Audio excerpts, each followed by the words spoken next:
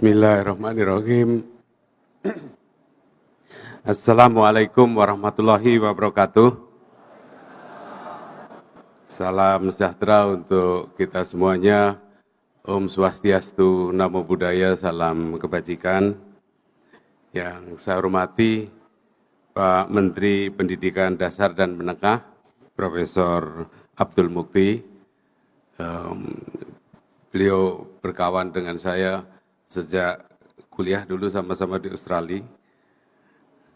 Waktu anak saya lahir, anak saya yang gede yang ngomong beliau itu.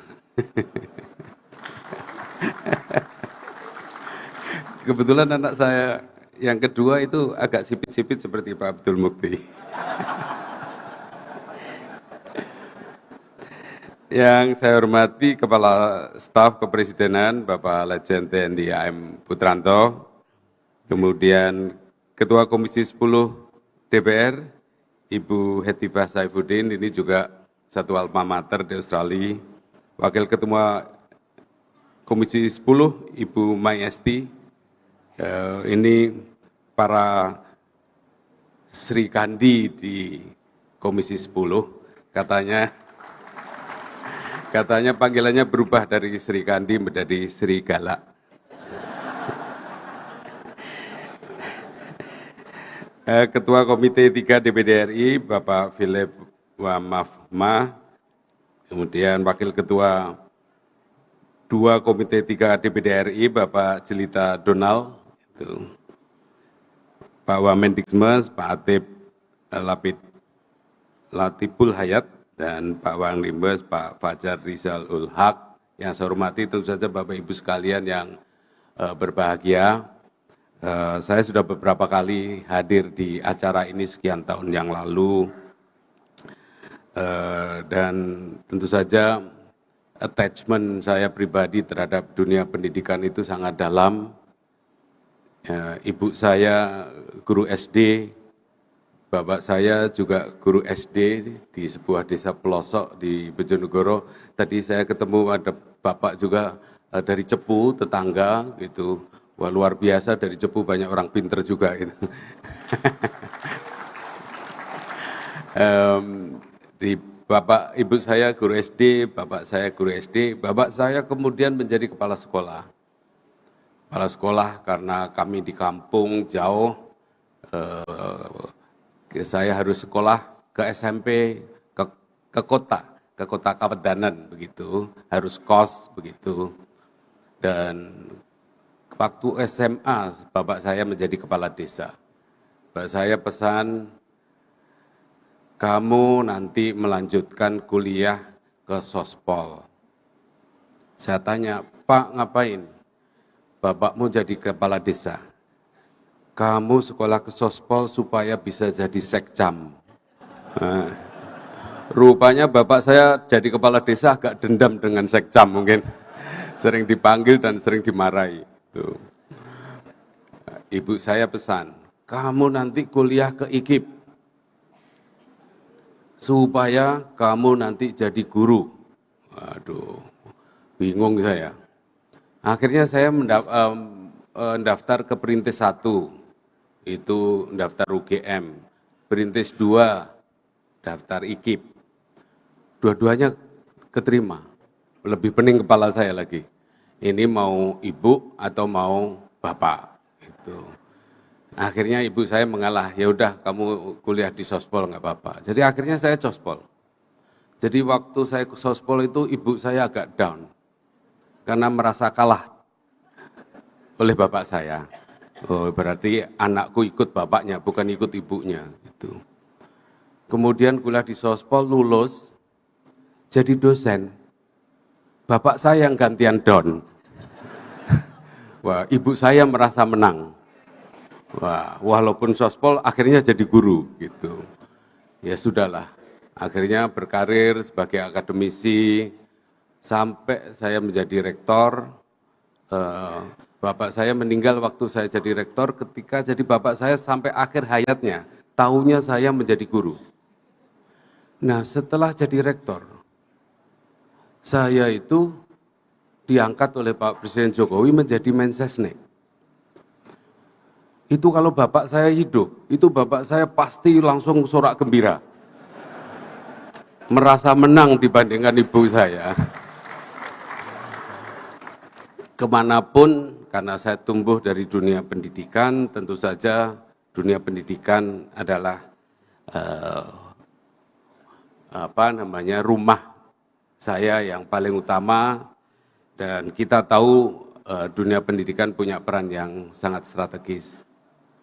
Kalau kita lihat dari semua data komparatif dunia, negara-negara yang maju adalah negara yang justru bukan non-intensive resource, bukan negara yang kaya sumber daya alam, tapi negara yang kuat dari sumber daya manusianya, ya, sumber daya manusianya. Mungkin ada gambar ya tadi ya, slide, bisa ditayangkan cepat. Jadi ini komparatif. Jadi justru yang negara-negara yang kaya sumber daya alam itu dalam teori pembangunan sering disebut dengan resource curse, itu kutukan sumber daya.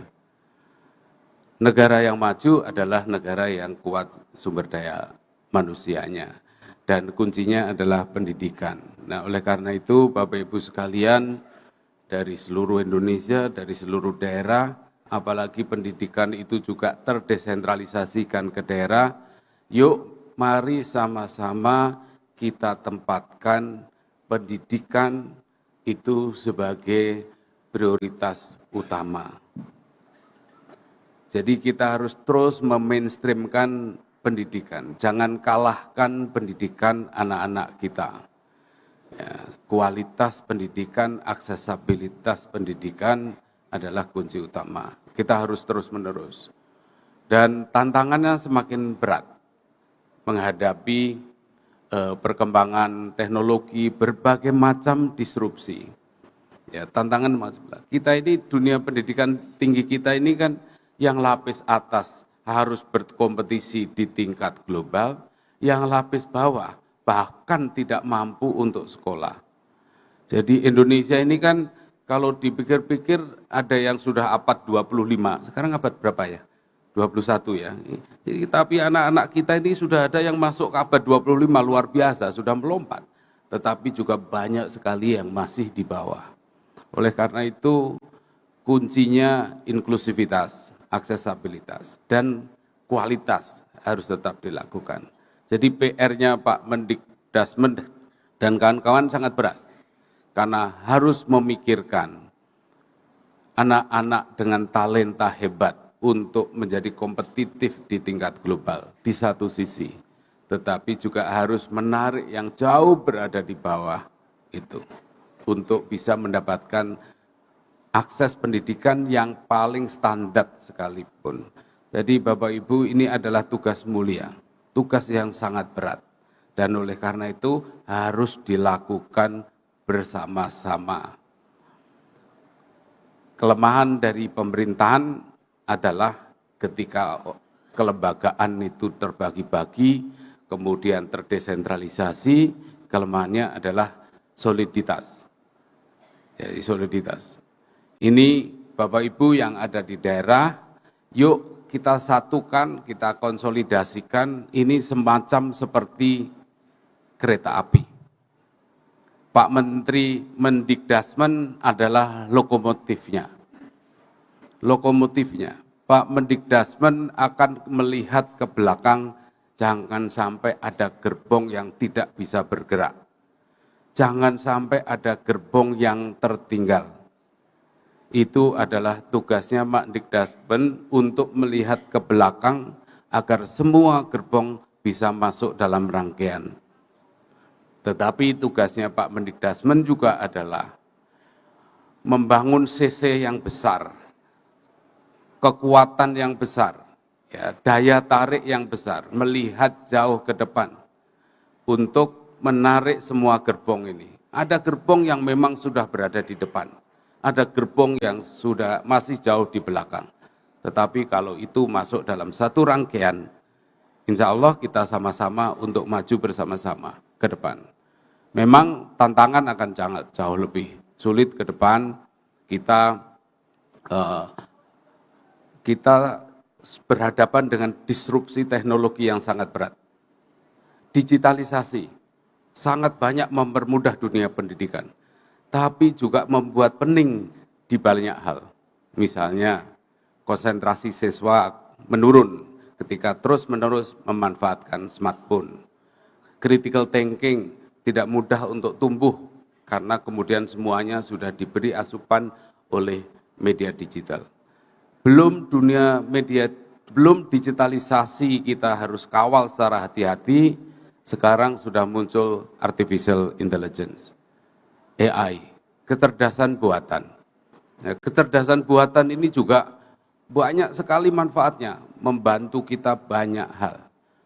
Kalau selama ini otomasi itu hanyalah otomasi mekanik, ya. Tetapi sekarang dengan artificial intelligence yang namanya otomasi juga otomasi analitik. Luar biasa, Bapak Ibu. Bapak kalau tanya apa saja ya, tolong saya buatkan riset tentang apa gitu. Berbagai AI agent bisa menjawab dengan sangat bagus. Ya. Bapak tanya apa saja, bahkan membuat riset seperti yang dilakukan manusia, membuat naskah yang sangat sistematis, membuat analisis yang sangat tajam dan akurat. Itu bisa dilakukan oleh AI. Tetapi di saat yang sama, kita juga harus hati-hati. Kenapa? Bapak Ibu bisa coba tanya pertanyaan yang sama kepada AI agent yang berbeda.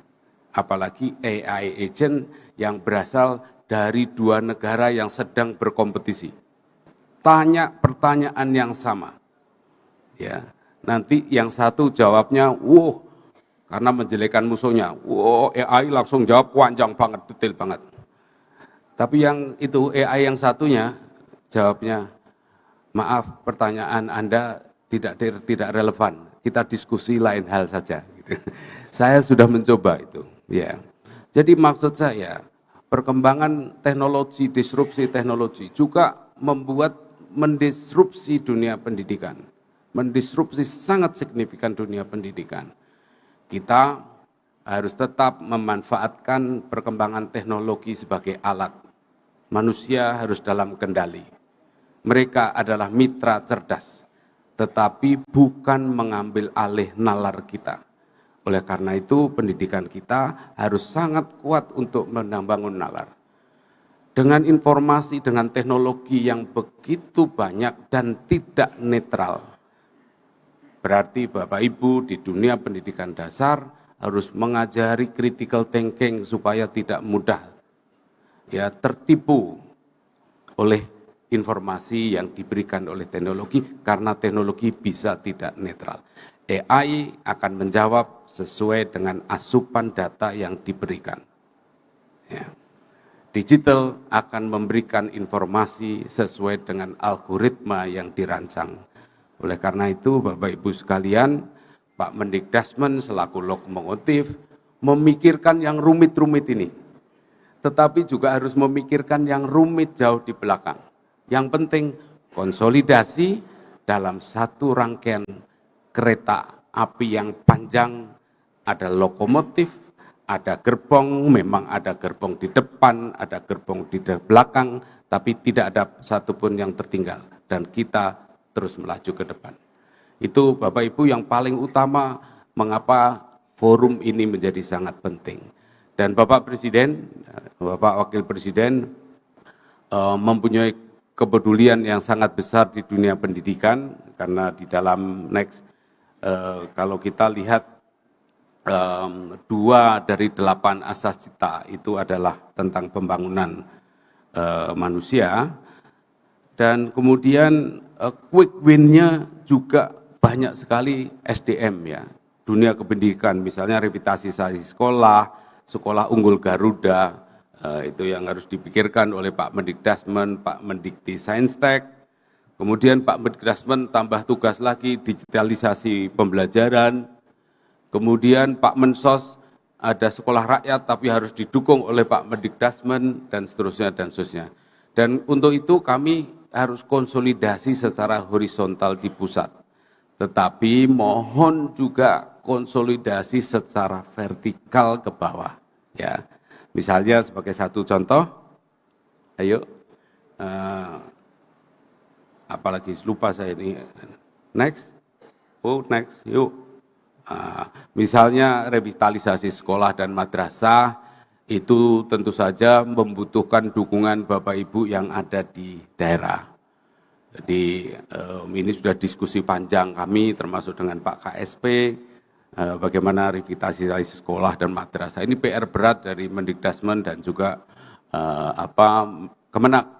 Terus kemudian ini kan menunjukkan inklusivitas dan kualitas. Next. Konsolidasi sekolah unggul Garuda, ini juga PR kita yang diberi tugas adalah Kemendikti-Saintek, yang tentu saja juga perlu dukungan sampai ke daerah.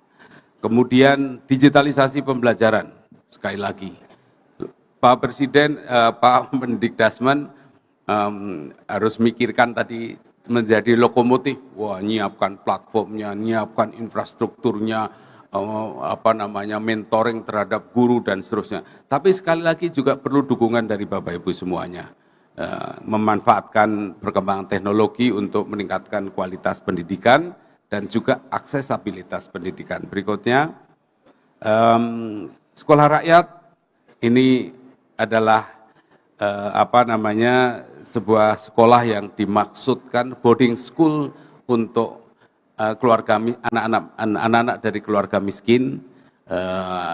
Leading sektornya adalah Kementerian Sosial, tetapi ini juga akan nggak bisa jalan tanpa didukung oleh Kemendikdasmen dan juga Bapak Ibu yang ada di daerah.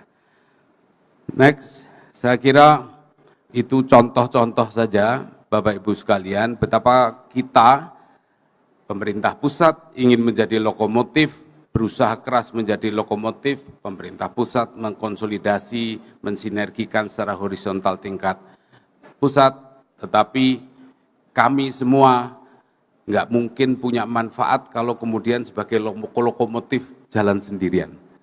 Namanya bukan kereta api yang mengangkut penumpang. Kalau di Jogja namanya apa? Lengsir apa? Langsir itu kereta api maju mundur. Yang marah itu banyak itu karena membuat macet itu. Jadi itu namanya bukan.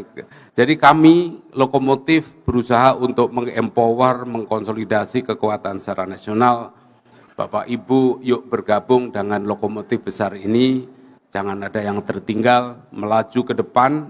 Kita tidak ingin kebanyakan ngerem, tetapi kita butuh rel. Hanya satu huruf, bedanya sangat besar. Kita harus melaju ke depan dengan rel cepat, selamat, sampai tujuan. Jadi pendidikan punya kontribusi besar untuk kemajuan bangsa dan negara. Terima kasih. Assalamualaikum warahmatullahi wabarakatuh.